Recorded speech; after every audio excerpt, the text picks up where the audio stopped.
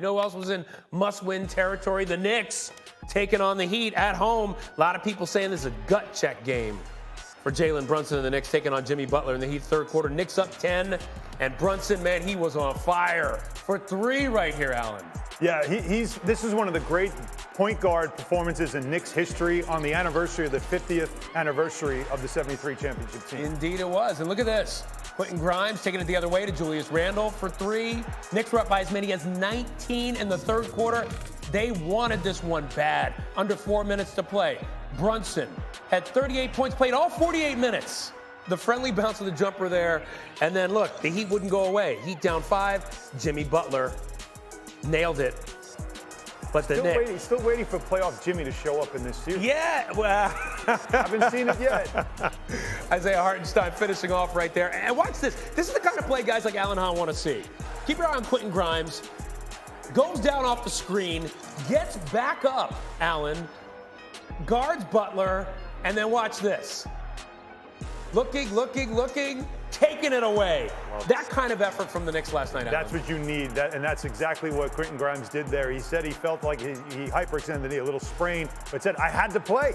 I had to do something. A little Willis Reed moment. I'll tell you what, and he played well, and these Knicks survived their winners 112 to 103. So Brunson, along with his backcourt mate Quentin Grimes, both played all 48 minutes last night.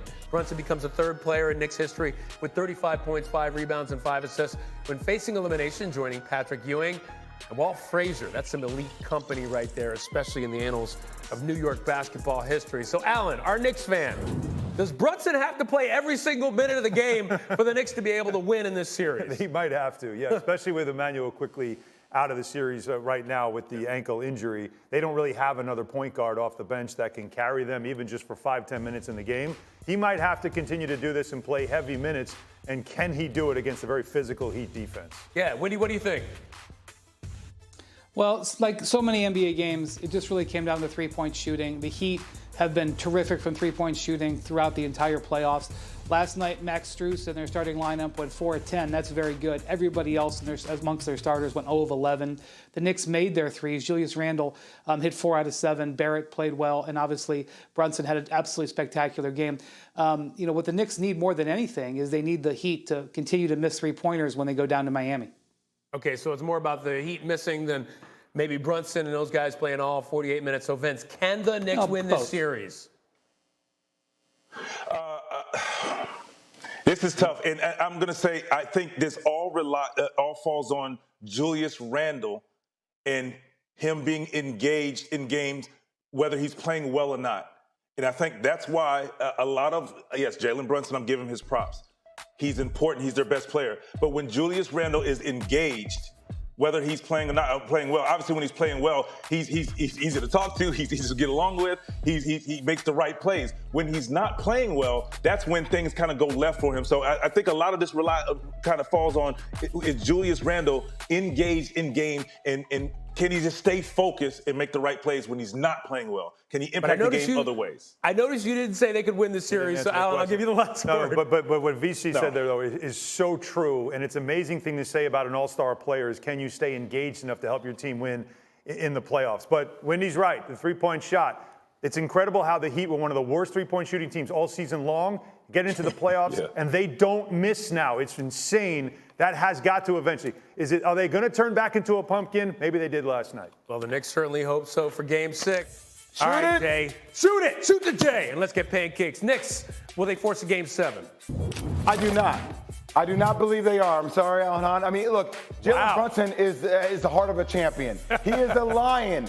48 minutes last night. Him and Quentin Grimes, 48 minutes, 38 points. Julius Randle had a good game. But I do believe that the Miami Heat in Miami will have enough to close it. Will the 76ers close it out tonight? I think they are. Ooh! I think they are. Look, there is something that does not feel right about this Boston team. I know that Jaylen Brown made All-NBA. He is eligible for the Supermax. But there's something as relates to an identity of this team. Nobody questions their talent. but I do now question their togetherness. And I think that starts with Joe Mazzulla. There's a difference between this year's team and last year's team, and that's identity. You're like the Corgi making all the right picks. All right, so do the Suns keep the season alive? Look, there have been 2 games in which the Suns have been blown out in Denver, right? Which you could just tell that Denver is the better team. Those games have been close in Phoenix. No CP3 tonight. There's questions around whether DeAndre Ayton will play with the rib injury. I believe that the Nuggets close it out. I think that Devin Booker has been prolific, same with KD, but I think the depth is going to be too much for the Suns. I think Denver closes it out on the road. Wow, with all those high hopes in Phoenix, could you imagine if they got closed out tonight? A lot of talk in the offseason. Because you just called it. Yes, exactly. Yeah. Especially along with his backcourt mate Quentin Grimes. Both played all 48 minutes. Brunson becomes the 3rd player in Knicks history with 35 points, 5 rebounds, 5 assists when facing elimination, joining Patrick Ewing and Walt Frazier. All right, so let's take it back and talk about some of these games. Play a little game of over and under. Looking at the games tonight. Windy, Kevin Durant and D Book, they're going to have a combined 62 points tonight versus the Nuggets. Over or under? I'm trying to think of the number that you would have to say where I wouldn't say over, but it ain't 62. I'm going over. If the Durant is going down, he's going down, gunslinging, and I think Booker has been great at home in this postseason. I'll be happy to be wrong about this one, but I feel confident. Allen, Joel Embiid, and James Harden combined for 50 points. 50 points tonight against the Celtics. Over or under? Yeah, over, Bob, please. I mean, that has to be a higher number. You need aggressive James once again to close out the Celtics, and they're going to need both of these guys to deliver. And Joel Embiid is giving you all he's got, conditioning-wise, the knee and everything. You can't expect him to carry it with 40. I think big game James, one more, please. Yeah, he's got to do it. And then Vince, Jayson Tatum's going to score 29.5 points tonight against the Sixers. Over or under?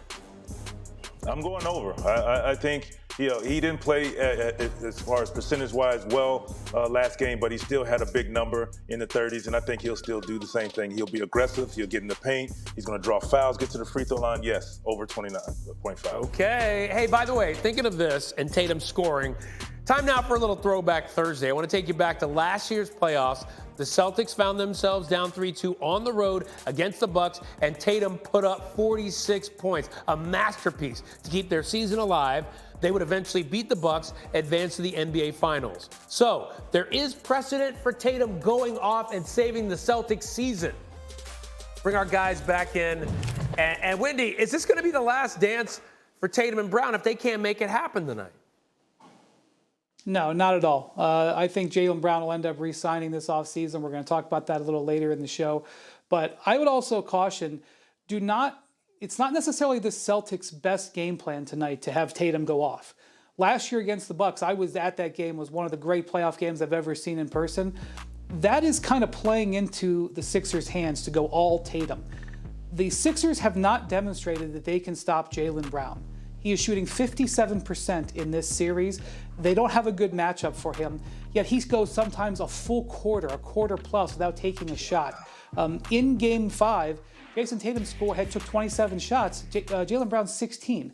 It's Jaylen Brown who's been much, much better. They have much better matchups for Jayson Tatum. So I think this should not be a game plan of let's see if Tatum can score 46 again. It's let's see if Jaylen Brown can use his advantages in this series and get his points up. And part of it is on him too, because he has gotten into foul trouble the last few games and limited his own minutes. Wendy, real quick, what are the Sixers saying about last year's Game 6, that Tatum performance, by the way? Yeah, so at Sixers practice yesterday, I asked Doc Rivers, I said, hey, is that something you bring up? And he said, hell yes, we're going to bring it up. I want my team to be afraid.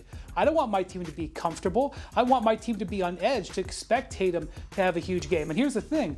The Celtics won 2 road closeout games last year, one in Milwaukee and one in Miami. They are 6-1. This is one of those things that Celtics fans drives them crazy. They're 6-1 after losses in the playoffs the last 2 years, and 3-1 when that game has come on the road. For some reason, they feel more comfortable after a home loss. So get ready, coming after a home loss on the road closeout situation tonight. Wow, maybe more comfortable with their backs against the wall. Alan, what do you think? What's got to be their game plan tonight? Well, the game plan needs to be what helps them win those games last year. By the way, Jaylen Brown and others, they've talked about it. Let's stop talking about last year. This team is not last year's team. They're a lot different. There's a different coach. And the one thing that I think is missing more than anything else, is their defense. They're giving up tons of points. Since game 3 of the series against Atlanta, they just are giving up way too many points per game. So we talk about offense and we talk about Jayson Tatum. Can he go for another 40-point performance? No, they've got to play defense. And really, that's Jaylen Brown once again, as Wendy pointed out. He was their best player in the NBA Finals. He's been their best player, really, in these playoffs on both ends of the floor. His defense on James Harden has also been very good, and they're going to need that tonight to make sure that they stay alive. So to me, VC, it's about defense. Wendy, it's always about that when it comes to winning on the road. We don't talk about it enough. They are nowhere near the defensive team they were in the past, and that's why they're in the position they're in right now. All right, Vince, you agree? Yes, I do agree. I think they both make great points. Wendy's talking about Brown getting more touches. I do think Jayson Tatum needs to put up a big number, but also it makes it easier for Jayson Tatum to put up a big number when Jaylen Brown is being aggressive, getting to the basket as well, scoring at will, and then you have a decision to make. But yeah, defensively, that's why I do give the edge to the 76ers because one at home, and we talked about earlier about role players tend to play better at home. Yeah. But they also have Joel Embiid, who I think has been playing great basketball, and he feels, and the way he's playing, he feels like there's nobody can guard him. Thank you for watching ESPN on YouTube. For live streaming sports and premium content, subscribe to ESPN+.